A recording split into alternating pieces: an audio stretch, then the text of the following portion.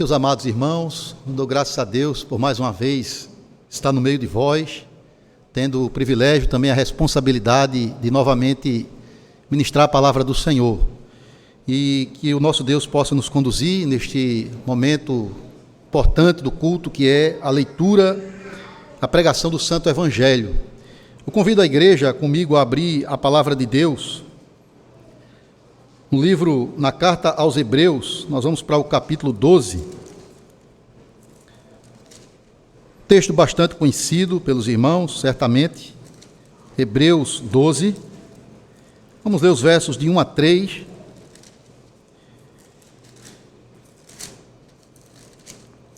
Vamos lidar com o tema A Corrida da Fé, que o Senhor propôs para nós, e nós estamos envolvidos nessa corrida. E aqui nós temos um grande encorajamento da palavra do Senhor, para que nenhum de nós desista e fique pelo caminho. Então vamos ouvir a palavra de Deus, Hebreus 12, de 1 a 3.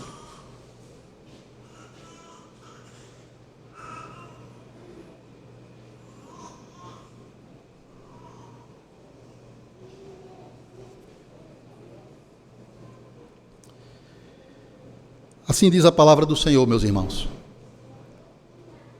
Portanto, também nós, visto que temos a rodear-nos tão grande nuvem de testemunhas, desembaraçando-nos de todo o peso e do pecado que tenazmente nos assedia, corramos com perseverança a carreira que nos está proposta, olhando firmemente para o autor e consumador da fé, Jesus, o qual, em troca da alegria que lhe estava proposta, suportou a cruz, não fazendo caso da ignomínia, e está assentado à destra do trono de Deus. Considerai, pois, atentamente aquele que suportou tamanha oposição dos pecadores contra si mesmo, para que não vos fatigueis, desmaiando em vossa alma. Amém. Meus amados irmãos e irmãs no Senhor Jesus Cristo, dentre as mais diversas modalidades esportivas que constituem os Jogos Olímpicos, que acontecem a cada 4 anos, nós temos uma corrida chamada de maratona, uma corrida bastante exaustiva de 42 quilômetros. É uma modalidade que tem um lugar especial nos Jogos, porque ele encerra as competições, mas também porque é uma corrida antiga, bastante antiga, e que exige muito esforço dos seus participantes para chegar ao final e, consequentemente, alguns deles ganhar uma medalha. Irmãos, segundo a mitologia grega, a maratona ela nasceu do sacrifício de um herói grego, segundo eles, chamado Fidípedes, que após a vitória dos gregos numa batalha contra os persas no ano 490 a.C., ele se dispôs a correr 40 quilômetros de Marathon, um lugar chamado Marathon, até Atenas, para anunciar a boa notícia da vitória. Foi uma corrida tão agonizante que ele logo depois morreu. Logo depois daquela corrida, ele morreu de tanta exaustão. Dentre as muitas figuras que a Bíblia usa para retratar a vida cristã, nós temos uma corrida de atletismo. E, basicamente, uma maratona mesmo. Porque, meus irmãos, é exatamente essa a figura que o autor aos Hebreus utiliza aqui no capítulo 12, versículo 1. Literalmente, a palavra que é usada aqui para carreira ou corrida, conforme a tradução, é a palavra agonia, palavra bastante conhecida por nós. Uma palavra que carrega a ideia de um esforço muito profundo, contínuo, que leva uma pessoa a lutar com todas as suas forças, a correr com todas as suas forças, sem desanimar, para alcançar o seu propósito. E o autor aqui, não sabemos se era o apóstolo Paulo, alguns dizem que sim, outros não, mas o ponto é que Paulo também via a nossa vida cristã como uma corrida de atletismo, como uma maratona mesmo. Em 1 Coríntios 9 ele fala sobre isso, em Filipenses 3 também ele fala sobre isso. Ele próprio, no final da sua vida, ele disse que completou a carreira e guardou a sua fé. É a mesma figura que o autor usa aqui. Então, se você é um cristão de fato e de verdade, você é um maratonista, você está numa corrida, a corrida da fé. E a pista desta corrida é o mundo em que nós estamos vivendo. A chegada é a glória, meus irmãos.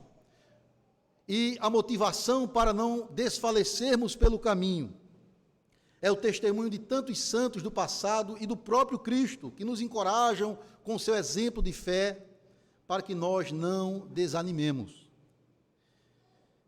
E notem como aqueles cristãos hebreus para quem esta carta foi primeiramente enviada, eles necessitavam desse incentivo, desse encorajamento.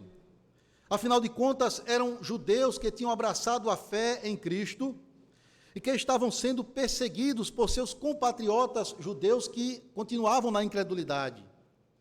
Era uma perseguição que se dava por meio de ofensas, injúrias. A fé cristã deles estava sendo escarnecida, questionada diante do sistema levítico, sacerdotal, dos sacrifícios do Antigo Testamento. E não só isso, eles eram, os cristãos naquele primeiro século, especificamente os judeus que abraçaram a Cristo, eles eram marginalizados, oprimidos por causa da sua fé. Alguns tiveram seus bens confiscados, outros perderam os seus empregos. Eles não tinham acesso fácil ao mercado de trabalho. E alguns até eram lançados, meus irmãos, na prisão. Então a tendência ao desânimo para aqueles crentes era muito forte. Então o autor da carta, inspirado pelo Espírito Santo, ele quer encorajar aqueles irmãos. Essa epístola, ela é conhecida como uma palavra de exortação, uma palavra de encorajamento.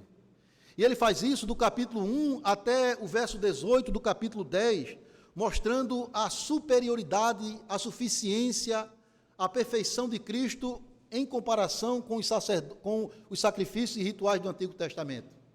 Para mostrar, olha, vocês não precisam retornar às sombras. Tudo que vocês necessitam para serem salvos, para serem reconciliados com Deus, entrar no céu, vocês têm na pessoa e na obra bendita de Cristo. Não voltem atrás. Mas no capítulo 10, verso 19, até o final da carta, que é a parte mais exortativa e mais prática dessa epístola, ele convoca os irmãos a correr com perseverança a corrida da fé. Na verdade, alguns cristãos hebreus, meus irmãos, já tinham desistido da corrida. Alguns tinham abandonado a fé em Cristo. Alguns estavam voltando às sombras para evitar a perseguição dos seus próprios compatriotas. Alguns até, diz o texto lá no capítulo 10, verso 25, estavam deixando de congregar. Era o costume de alguns. Não estavam mais buscando a Deus, buscando a palavra de Deus na igreja. Então havia uma necessidade urgente de encorajamento para aqueles irmãos, naquele momento, mas também para cada um de nós hoje, que somos agora os corredores da fé, que estamos agora caminhando para o nosso propósito, o objetivo final, que é a glória. E a caminhada nossa, ela é envolvida por uma série de provações, tentações, distrações, que podem, em algum momento, nos enfraquecer, nos desanimar, nos fazer voltar atrás. Então, da mesma forma que aqueles irmãos precisavam daquela exortação, nós precisamos. É o chamado de Deus para cada crente, para cada corredor da fé. Corramos com perseverança a corrida da fé. E o autor vai nos mostrar aqui 3 coisas para nos incentivar. Correr a corrida da fé, primeiramente, sendo motivado com o exemplo de fé dos nossos irmãos do passado. Irmãos, o capítulo 11 de Hebreus nos traz a galeria da fé, uma série de homens e mulheres de Deus que viveram e morreram pela fé em Cristo. crentes que fizeram grandes coisas pelo poder de Deus, mas também crentes que sofreram as mais terríveis atrocidades por causa da sua fé e do seu amor por Cristo. O autor termina aquele capítulo dizendo que muitos deles não tinham concretizado, não tinham visto a concretização da promessa. Eles não tinham contemplado a chegada do Messias, a obra de Cristo. Contudo, pela fé, perseveraram. E eles já estão no descanso do Senhor, aguardando a nossa chegada, para juntamente com eles, sermos aperfeiçoados pelo Senhor com a conclusão da sua obra em nós, com a glorificação final da criação e da sua igreja. Agora somos nós que estamos na corrida. E nós precisamos desse incentivo. E não são poucos, irmãos, as testemunhas de Deus para nós aqui. O autor fala de uma grande nuvem de testemunhas. Vários homens e mulheres de Deus. Homens como Abraão, como Enoque, Noé, mulheres como Raabe, Sara. São tantos que ele diz no verso 32 que ele não tem tempo de mencionar todos que ele gostaria de fazê-lo. Crentes que em sua época, em sua geração, no meio das suas próprias batalhas pessoais, viveram, morreram pela fé. Essa expressão nuvem de testemunhas, alguns a interpretam como se esses inúmeros testemunhas da fé fossem apenas mero espectadores, aqueles que apenas nos veem do céu e assistem a nossa corrida e estão ali torcendo por nós, como alguém que está no estádio de futebol torcendo pelo seu time. Outros veem até esses homens como pessoas que podem interceder por nós pelo mérito de suas boas obras. É a visão romanista desse texto aqui. Mas não é esta a ideia do texto e nem tampouco a intenção do autor. Pelo contrário, irmãos, o autor aqui, o escritor dessa carta, quando ele diz, há uma grande nuvem de testemunhas, ele diz, olha, há uma multidão de crentes que podem incentivar vocês. E vocês podem ver o testemunho deles nas páginas das Escrituras, na Bíblia Sagrada. Nós temos o exemplo desses irmãos que ainda, mesmo mortos, ainda falam a nós pelo seu testemunho. E essa palavra que é usada aqui no texto, testemunhas, literalmente é uma palavra que ficou muito conhecida no contexto do cristianismo, uma palavra mártir. São os mártires da fé. É uma palavra que, originalmente, e no seu uso no contexto geral, ela indica simplesmente uma pessoa que viu e ouviu acerca de um determinado acontecimento, e ela pode testificar daquilo que ela viu e ouviu. Mas no contexto do cristianismo, essa palavra, ela passou a indicar pessoas que pela sua vida de integridade e comprometimento com Cristo, morreram pela sua fé. Por isso que a gente fala de uma pessoa que morre pela fé como um mártir do cristianismo. E de fato, muitos morreram pela sua fé. Aqui mesmo em Hebreus 11, o autor, ele fala de pessoas que foram presas, mortas. Ele fala até de alguém que foi cerrado pelo meio, e alguns dizem que é o profeta Isaías, que ele está vendo aqui. Nós temos Zacarias, um profeta que morreu no Antigo Testamento, Estevão, Tiago, Pedro, Paulo, Policarpo de Esmirna, logo depois do Novo Testamento, mais à frente, John Hus e tantos outros homens de Deus que pagaram com a própria vida pelo seu testemunho de fé. E eles nos incentivam hoje a continuar a nossa corrida da fé sem desanimar. Nós poderíamos citar aqui vários exemplos. Nós poderíamos aqui hoje sermos encorajados com a fé de Abel, que ofereceu excelente sacrifício ao Senhor. Ou a fé de Noé, que não se deixou dominar ou influenciar pela cultura pervertida do seu tempo, mas confiou em Deus e construiu a arca para a salvação dele e da sua família. Abraão nos incentiva com a sua prontidão de atender o chamado de Deus e confiar nas suas promessas, a ponto de ver a si mesmo como um peregrino rumo a Canaã celestial, e a ponto de sacrificar o próprio filho, se dispor a sacrificar o próprio filho pela fé. São muitos exemplos. Mas, amados, eu queria aqui destacar apenas um deles, de uma forma mais detalhada. E você encontra aqui no capítulo 11, verso 24, 26, o exemplo de fé daquele que era o mais admirado, respeitado e querido entre os hebreus. Eu me refiro a Moisés. E você pode ler comigo do verso 24 ao verso 26.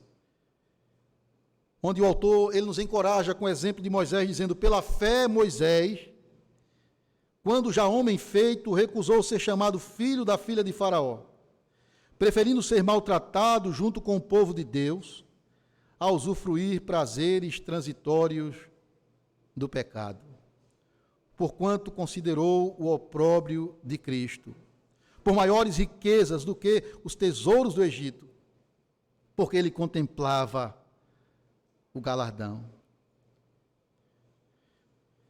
Moisés testemunhou da sua fé para nós, por aquilo que ele abriu mão, por aquilo que ele renunciou, mas também por aquilo que ele abraçou, por aquilo que ele escolheu com determinação.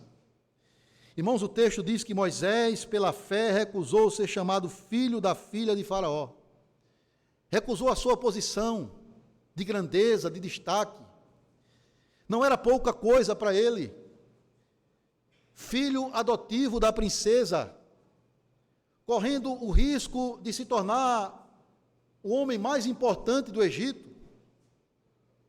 Posição, fama, poder, honra, coisas pelas quais os homens se matam intensamente para conquistar. O texto diz que Moisés, pela fé, abriu mão disso, recusou. Ele recusou os prazeres transitórios do pecado. Ele tinha acesso aos mais diversos prazeres, o prazer sensual, o prazer intelectual, social. Certamente ali, irmãos, a concupiscência dos olhos, da carne, a soberba da vida, foram alimentadas no coração de Moisés. Nós sabemos que o prazer é algo pelo qual a grande maioria das pessoas vivem. É o que chamamos de hedonismo. A busca desenfreada por diversão, viagens, comida, bebida, sexo e um monte de coisas que traz prazer às pessoas. Eu não estou dizendo que buscar prazer e desfrutar da criação de Deus com moderação e segundo a sua vontade é pecado. Não, isso é dom de Deus para nós, desfrutar da sua criação. Mas o problema está naquilo que Paulo vai dizer, em ser mais amigo dos prazeres do que de Deus, evidenciando com isso egoísmo, idolatria. E Moisés, ele abre mão dessas coisas, porque ele reconhece, ele entende pela fé que isso é transitório, que isso não leva a nada a não ser a perdição, que tem algo melhor, superior para ele. E ele não deixa que os prazeres do Egito ofusquem ou impeçam de buscar as coisas mais importantes, as coisas do alto, onde Cristo vive. E assim ele recusa também os tesouros do Egito. Ele tinha riqueza sem medida, irmãos, como membro da corte real egípcia. Ele poderia viver a sua vida luxuosa, regalada no palácio real do Egito, com servos à sua disposição, com bens diversos para usufruir, naquela que era a nação mais avançada da época. Mas o texto diz que ele abre mão dessas coisas. Não porque seja pecado ter posses, ter dinheiro, mas porque ele viu que isso poderia afastá-lo do chamado de Deus para ele. Como temos visto ao longo da história da igreja, até mesmo no contexto da Bíblia, de tantos que chegaram tão perto, mas ficaram pelo caminho, porque não abriram mão do apego, do amor às riquezas. Geazi, o servo de Eliseu, o jovem rico que teve com Jesus, o próprio Judas Iscariotes e tantos outros que se perderam. Mas Moisés viveu pela fé. Moisés escolheu o sofrimento e o desprezo por amor ao Senhor e ao seu povo. E notem, irmãos, que o que o texto fala de Moisés aqui é algo que ele se dispôs a fazer no vigor da sua mocidade, em torno dos seus 40 anos de idade. Ele deixa o Egito para trás, voluntariamente, porque ele considerava o opróbrio de Cristo. Ou seja, ele sabia que estaria sujeito à zombaria, à vergonha, ao sofrimento, ao desprezo para fazer a obra de Deus. Mas ele entendia, vale a pena. Agora, qual o segredo de Moisés para fazer tudo isso? A fé. A fé que não foi operada por ele mesmo. A fé que o Senhor deu a ele, como um dom que ele dá a cada um de nós. Foi a fé salvadora que levou Moisés a abandonar o mundo para servir a Deus, para renunciar ao que ele renunciou e escolher o que ele escolheu. No verso 27, nós não lemos, mas ali está escrito que ele contemplava o galardão, que ele permaneceu firme como quem vê aquele que é invisível. Moisés, ele cria, irmãos, naquilo que Paulo mais tarde vai dizer aos Romanos, que se com Cristo sofremos, com ele também haveremos de ser glorificado. Moisés compartilhava do mesmo entendimento de Jim Elliot, um dos missionários que foram mortos pelos canibais lá do Equador, mas que disse uma frase que ficou muito conhecida: não é tolo aquele que abre mão do que não pode segurar para ganhar o que jamais vai perder. Meus amados, são tantos exemplos, alguns até não estão aqui na lista. Nós temos Daniel, nós temos Davi, Samuel, Elias, tantos outros, que deram testemunhos não de si mesmos, não da sua própria força, capacidade para superar os obstáculos, mas do poder e da graça de Deus na vida deles. Tanto é que a Bíblia não esconde as falhas, os erros, até os pecados que alguns deles cometeram. Você vê Noé, por exemplo, que foi usado por Deus para aquela grande façanha, né? E ser salvo com a sua família do dilúvio, mas logo depois ele cai na embriaguez. Você vê Abraão, que para conservar a própria vida mentiu acerca da sua esposa, e o próprio Moisés, que num determinado momento ficou irado com Deus e com o povo, e portanto não pôde entrar na terra física de Canaã. Então são testemunhas não de si mesmos, mas do poder e da graça de Deus. Por isso que eu não gosto de chamá-los aqui de heróis da fé, mas de santos de Deus, homens de Deus, que deram testemunho do poder e da graça de Deus na vida deles. O mesmo Deus que está conosco hoje na corrida, o mesmo Deus que vai nos conceder graça e força para testemunhar dele em nosso tempo e geração. E você precisa olhar, conhecer, estudar a vida desses homens e mulheres de Deus, apegar-se ao estudo diligente da palavra, conhecer a história desses homens para ver como Deus operou na vida deles e como ele pode fazer o mesmo na sua vida hoje em dia. É claro que a Bíblia é o livro mais essencial e importante para nós, mas você pode ser encorajado com biografias, livros que falam de como Deus atuou na vida de homens e mulheres do passado, para dar força a você no dia de hoje. Lutero chegou a dizer certa vez: os meus melhores amigos geralmente são aqueles que já estão mortos, porque eles me falam através dos seus livros. É importante você inculcar na mente dos seus filhos pequenos essas histórias, não de uma forma exemplarista, né? Seja como Abraão, seja como Samuel, mas para mostrar o Deus redentor, poderoso, agindo neles e por meio deles.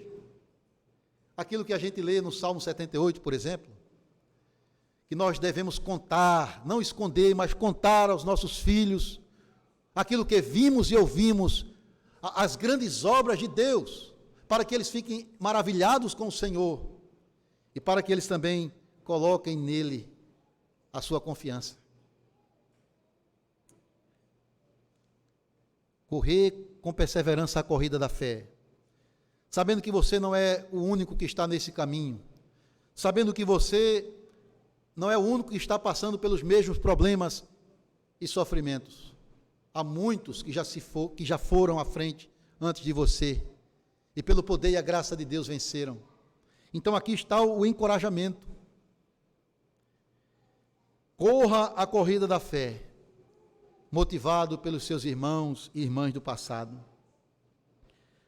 O segundo aspecto dessa corrida, irmãos, a segunda exortação ao encorajamento, é que nós devemos correr a corrida da fé abandonando o peso e o pecado que estão impedindo você de correr.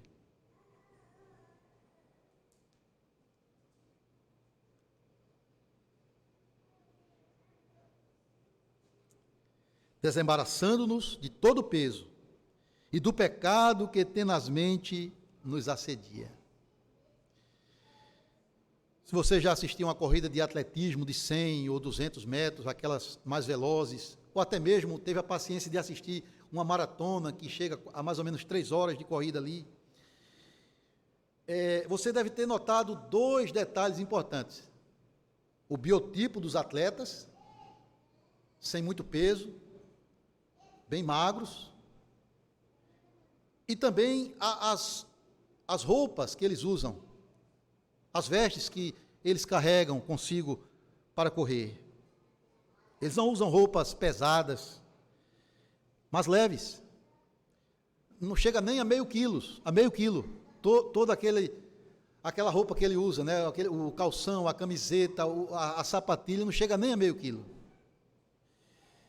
Mas também você vai perceber que eles estão no peso ideal, que foi resultado de muito esforço, treinamento, disciplina. Aí você coloca 2 atletas para correr a mesma corrida, do mesmo nível. Um está com um agasalho, com um tênis de basquete, e o outro com um traje apropriado para aquela corrida.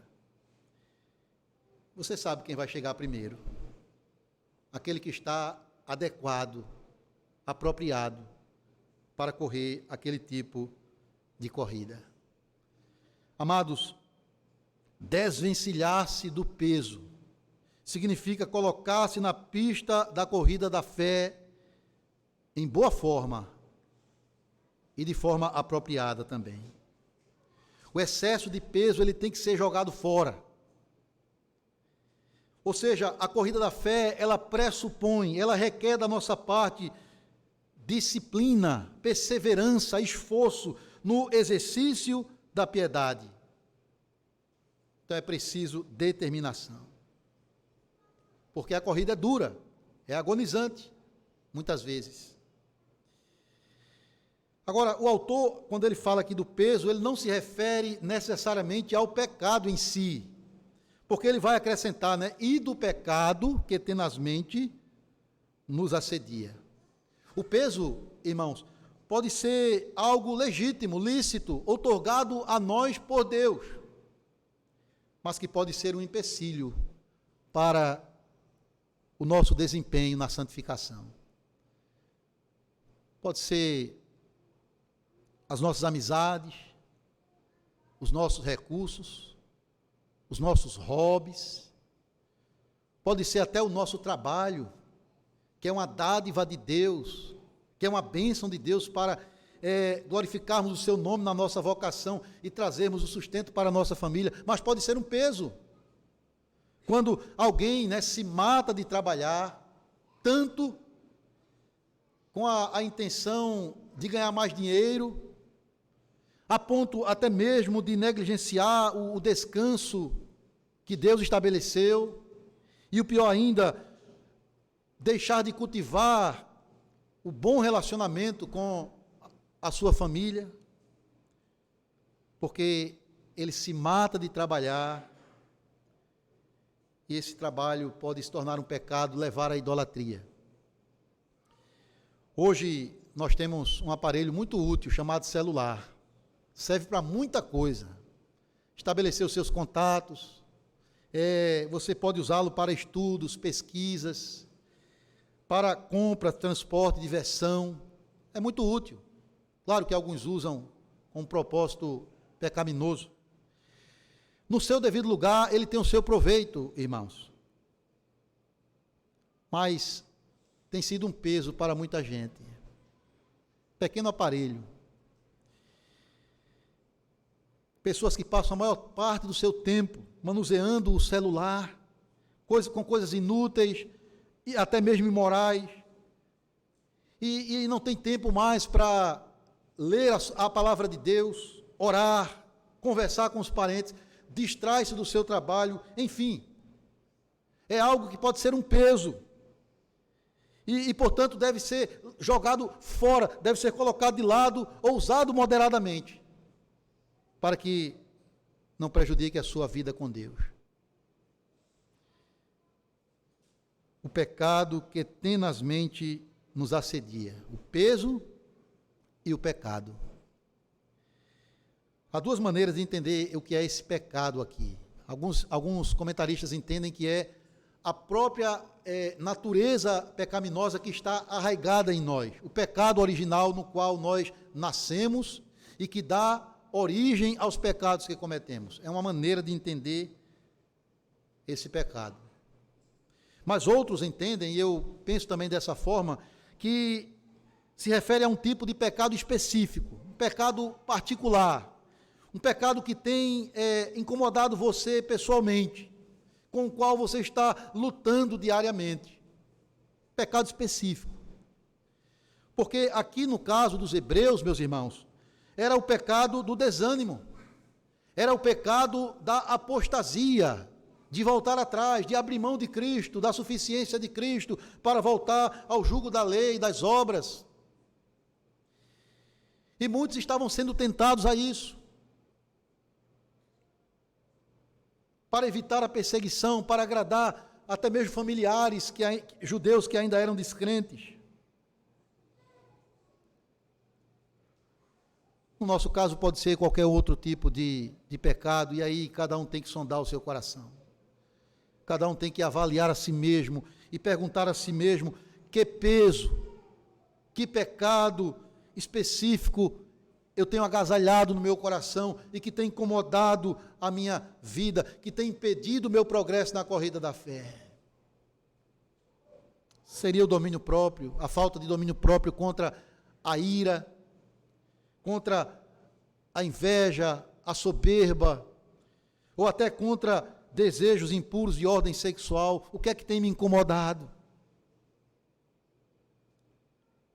A cobiça no meu coração por prazeres e riquezas, a negligência no uso dos meios da graça, da guarda do dia do Senhor, a falta de coragem para confessar Cristo diante dos homens, com a minha vida, com as minhas palavras.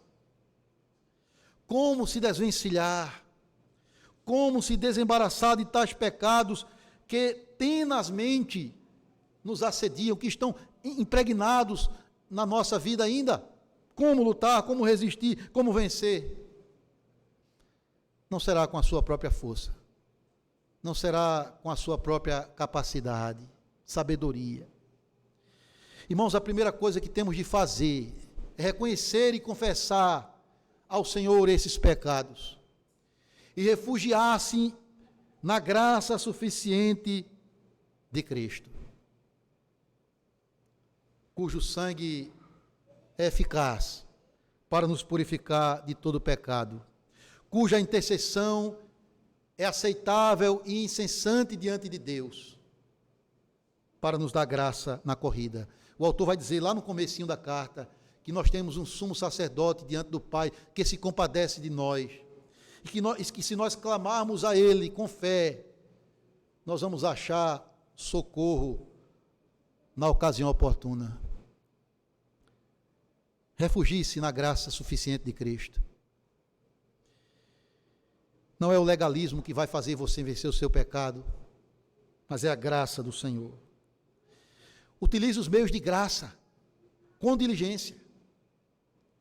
O autor, ele vai encorajar aqueles crentes a praticar a comunhão dos santos. Do verso 24, 25 do capítulo 10, ele diz assim, você pode ler aí na Bíblia, Hebreus 10, 24, 25. Ele diz assim: consideremo-nos também uns aos outros, para nos estimularmos ao amor e às boas obras, e não deixemos de congregar-nos como é o costume de alguns, antes façamos admoestações, ainda mais quando vocês estão vendo que o dia está chegando.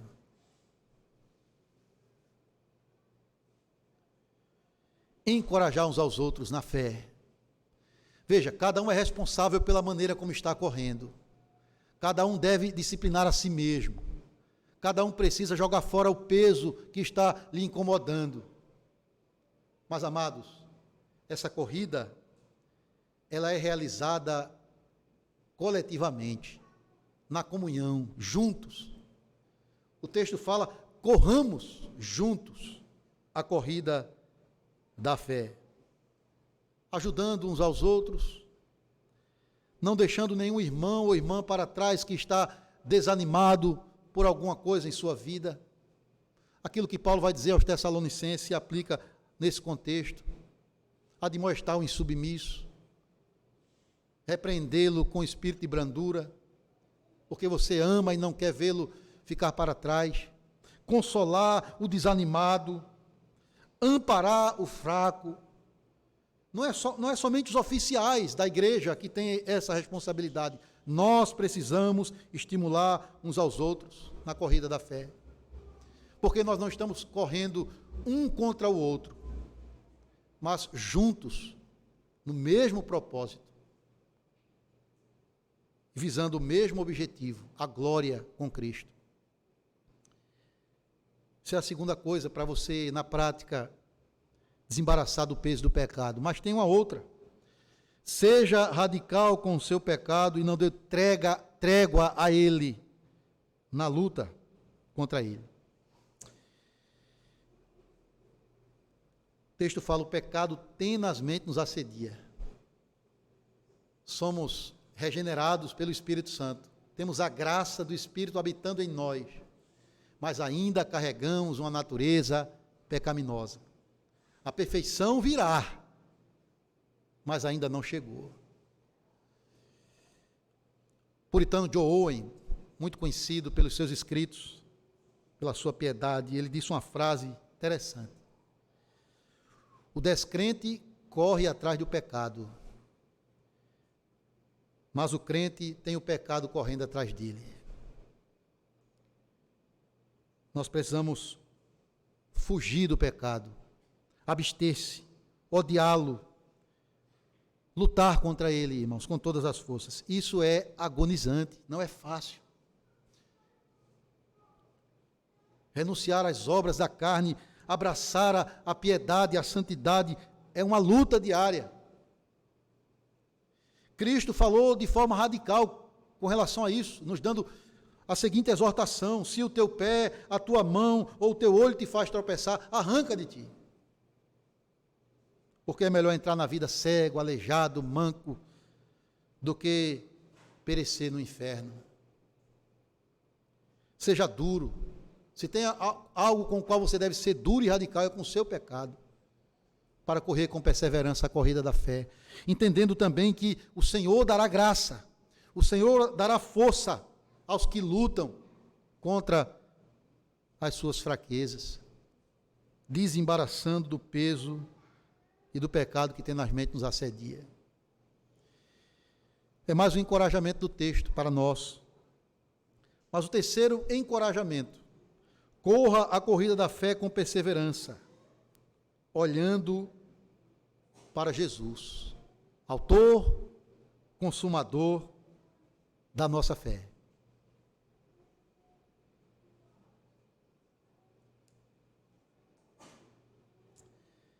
Irmãos, nós chegamos aqui no clímax do texto.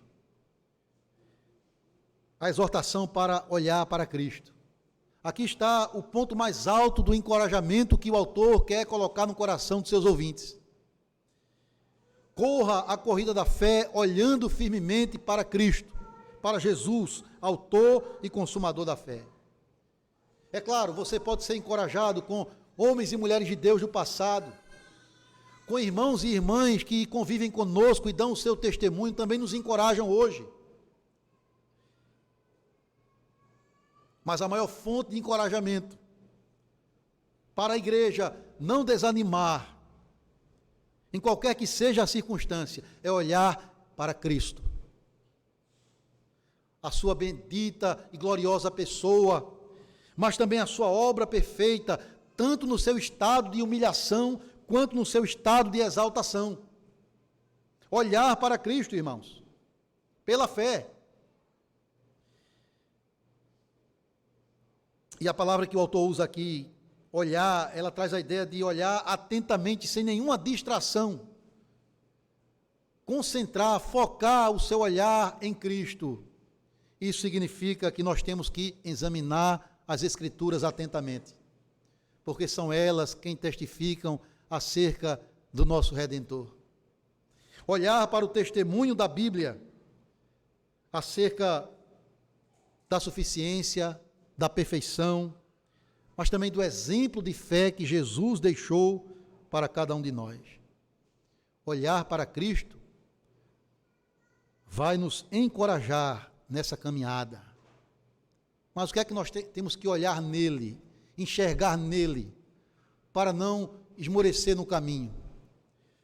Primeiro, o texto fala que temos que olhar para Cristo a fim de não desistir da corrida, como aquele que é o autor e o consumador da nossa fé.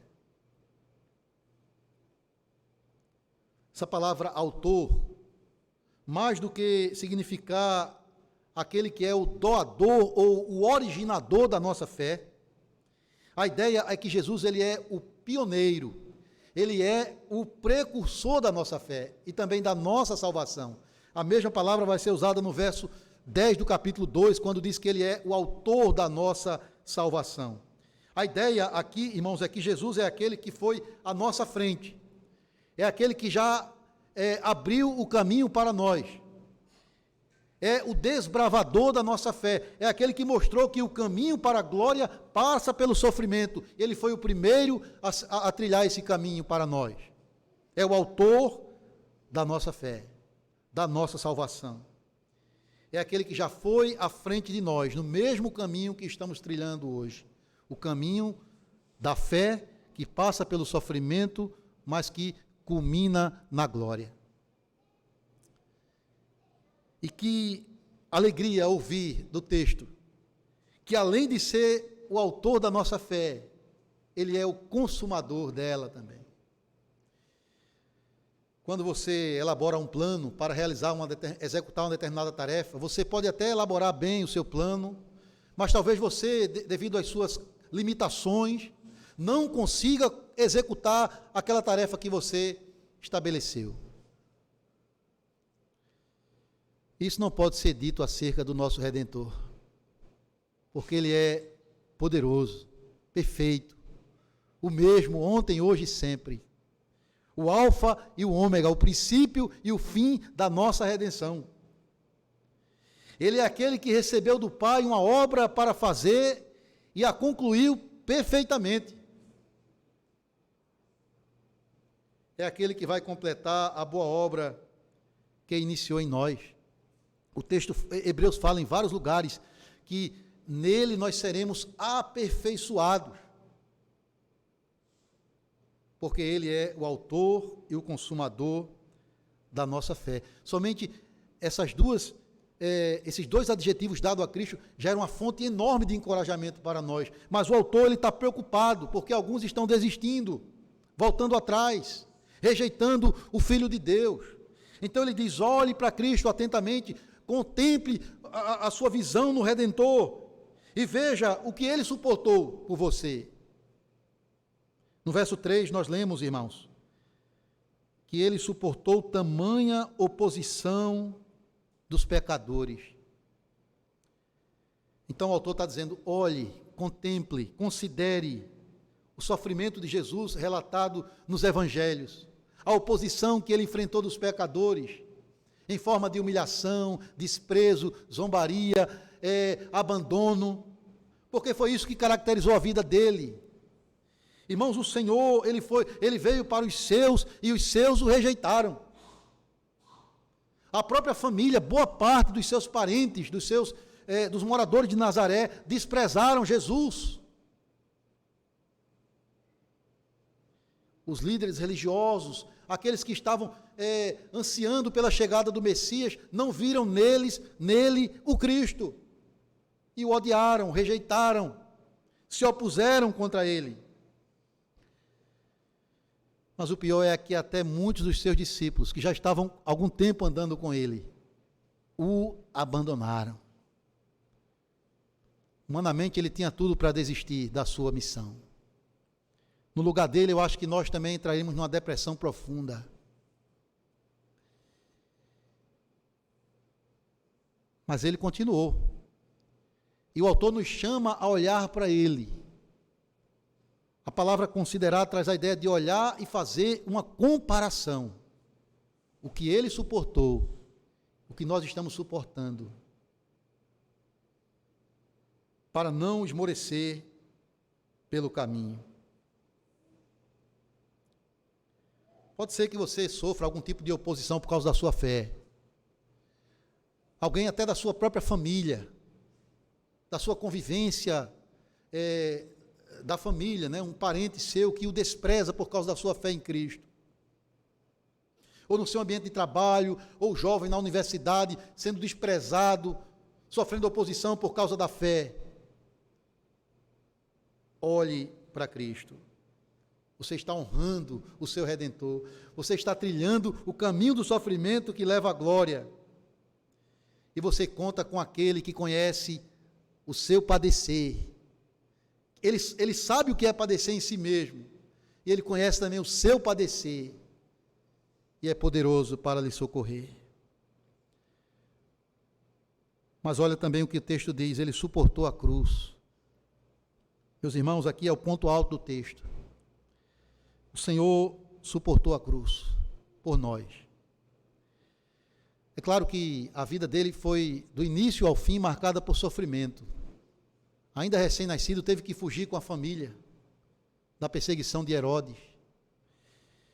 Foi escarnecido, passou pelas mais diversas escassez, pela escassez de bens, de recursos.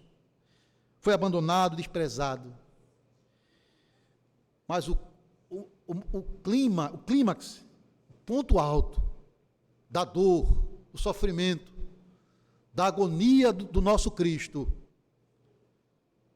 foi a cruz. Foi ser pendurado no madeiro, para ser desprezado, rejeitado, abandonado, não somente pela terra, mas também pelo céu. A dor maior que se abateu sobre o nosso Salvador foi quando ele clamou em plena agonia: meu Deus, por que me desamparaste? Ele sofreu no corpo e na alma o peso da ira de Deus. Se tornou maldito por nós. Imagine isso. O amado de Deus, aquele que convivia com Deus, o Pai na eternidade, desfrutando da sua gloriosa e agradável presença. Agora tem o olhar do Pai revirado contra ele.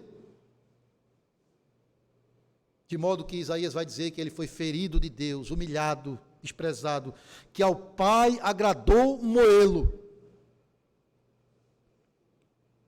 tendo em vista a nossa redenção. Irmãos, o Senhor não fugiu da cruz. Quando chegou a hora, a agenda que o Pai estabeleceu para ele, ele se dispôs prontamente a ir a Jerusalém, para o madeiro. Alguns até tentaram retirá-lo desse caminho, como o apóstolo Pedro. Ele disse: não, eu vim para dar a vida em resgate por muitos. O caminho para a glória passou pelo Calvário, meus irmãos. Só existe um céu para nós no final da corrida, porque no meio da corrida de Cristo houve uma cruz. Só podemos estar com Ele no paraíso, como aquele ladrão do seu lado esteve, porque Ele desceu ao inferno por nós, no nosso lugar. Se a angústia, a dor e o sofrimento de Cristo não constranger você a amá-lo e viver para Ele e lutar contra o desânimo, nada mais o fará. É claro que olhamos uns para os outros para encontrar força e encorajamento, e às vezes encontramos, mas também encontramos decepções com as fraquezas uns dos outros. Mas olhar para Cristo nos motiva a continuar firmes, negando a nós mesmos, tomando a nossa cruz e seguindo o amado da nossa alma. Mas o texto continua: você é motivado a continuar perseverando na corrida da fé, olhando não só para o que o nosso Salvador suportou no seu estado de humilhação, mas também para aquilo que ele ansiava, para aquilo que ele almejava, para aquilo que ele buscava. Irmãos, olha o que o texto diz: Jesus suportou tamanha oposição, Jesus suportou a cruz em troca da alegria que lhe estava proposta. Você já pensou nisso? Você entende o que o autor está querendo dizer aqui? Em troca da alegria que lhe estava proposta. Amados, o ponto aqui não é que Jesus trocou a glória que ele tinha com o Pai para abraçar o sofrimento e a dor que ele recebeu aqui na terra.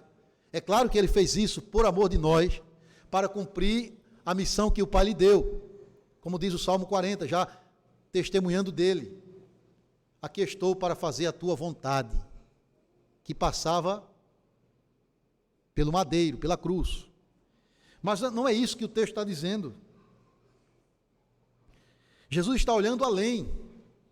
Jesus está aqui contemplando a alegria que virá no futuro para ele.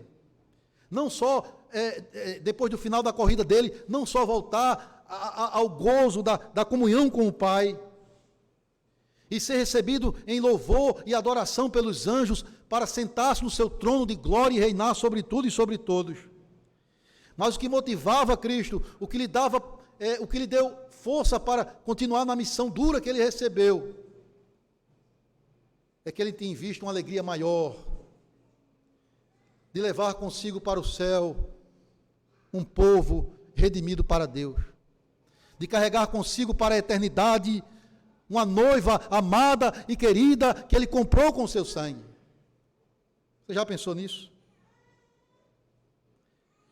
Ele suportou a cruz, ele suportou a oposição dos pecadores, pela alegria de ver você e a mim, e a todos os santos do passado, do presente, que ainda haverão de crer, juntamente com ele, na eternidade. Nós somos a herança e a coroa que o Pai deu ao Filho. O profeta Isaías também lembrou disso, né? Que nós somos a herança dele pelo penoso trabalho que ele realizou. Efésios, Paulo vai dizer que nós somos herança de Cristo, Efésios 1. E ele mesmo vai dizer ao Pai no último dia: Pai, aqui estou eu e os filhos que tu me deste. Portanto, irmãos, como Abraão, como Moisés, corramos essa corrida contemplando também essa alegria, motivados por esse galardão de viver na presença gloriosa do Senhor para todo sempre. O autor ainda diz que nós devemos contemplar o que ele desprezou, irmãos. E a gente vai chegar no final aqui. Ele suportou a cruz, não fazendo caso da ignomínia. Ele desprezou a vergonha da cruz. Uma morte que era maldita por Deus, amaldiçoada. Uma morte que era considerada a mais vil e desprezível de todas. Um cidadão romano poderia cometer os piores crimes, mas ele não era condenado por meio da crucificação. O Filho de Deus, o dono, Senhor de todas as coisas, aquele que é, que era e que sempre existiu, assumiu a nossa natureza e se deixou ser humilhado e levado à morte da cruz. Não protestou, não fez nenhuma oposição a isso. Ele foi ao seu encontro.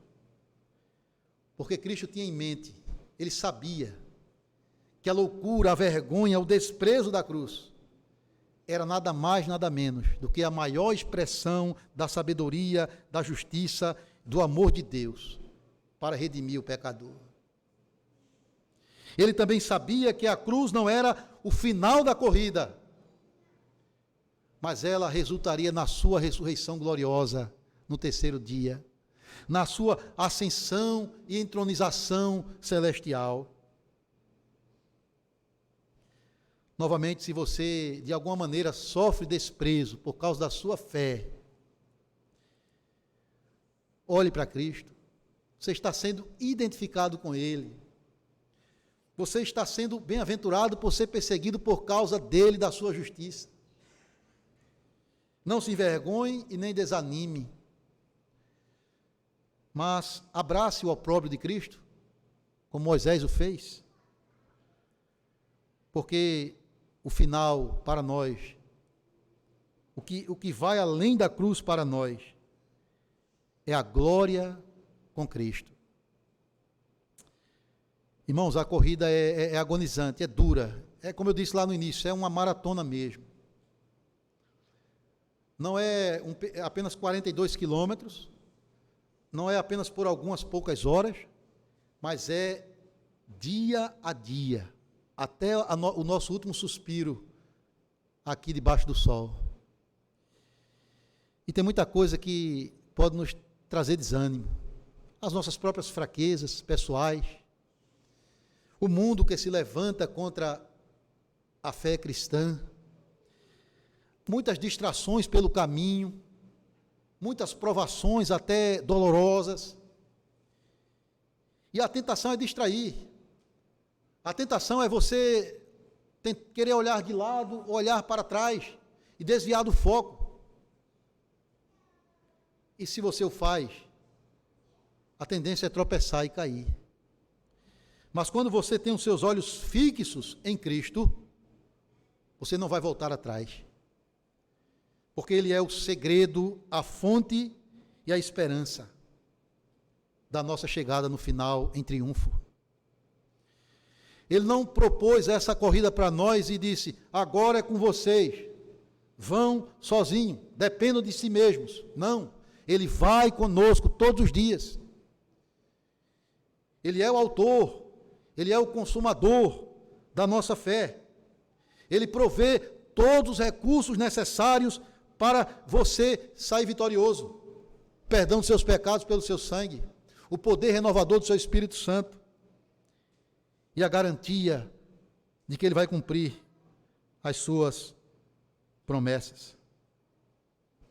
Nós não somos, irmãos, daqueles que retrocedem para a perdição, mas pela graça estamos no time da fé, atletas de Cristo, que fazem parte daqueles que ao longo da história perseveraram para a conservação da alma. Que o Senhor Deus seja misericordioso conosco, que nós possamos assim, amados, nos apegar a Cristo, olhar para o nosso Redentor, viver cada dia pela fé. Que Ele nos abençoe. Amém. Vamos orar. Senhor Deus e Pai, nós louvamos o Teu nome Bendizemos a Ti pelo Redentor amado que é Cristo, o nosso Senhor, que é o autor e o consumador da nossa fé. É aquele que suportou tamanha oposição e a morte dolorosa e maldita da cruz, para garantir a nossa redenção. Ó Deus, que o Senhor nos dê graça e força para continuar firmes e perseverantes no caminho da fé, olhando firmemente para Jesus. Tu conheces as nossas lutas e provações. Tu sabes que por nós mesmos nada somos e nada podemos fazer. Mas com a Tua graça, com o Teu poder, com a bênção da comunhão dos santos e dos meios de graça que o Senhor providenciou para nós, com o testemunho dos nossos irmãos do passado, haveremos de chegar ao final vitoriosos. Concede a esta igreja ânimo, alegria e perseverança. A liderança dessa igreja, dá a Tua graça, para que pastoreiem o Teu rebanho para a glória, para que cada um aqui no último dia possa se alegrar na presença santa e bendita do nosso Rei Jesus Cristo. Aumente a nossa fé, Senhor, e não permitas que desfaleçamos pelo caminho e nem fatiguemos em nossa alma. Continua conosco, nos dá a Tua bênção, em nome de Jesus. Amém, Senhor. Amém.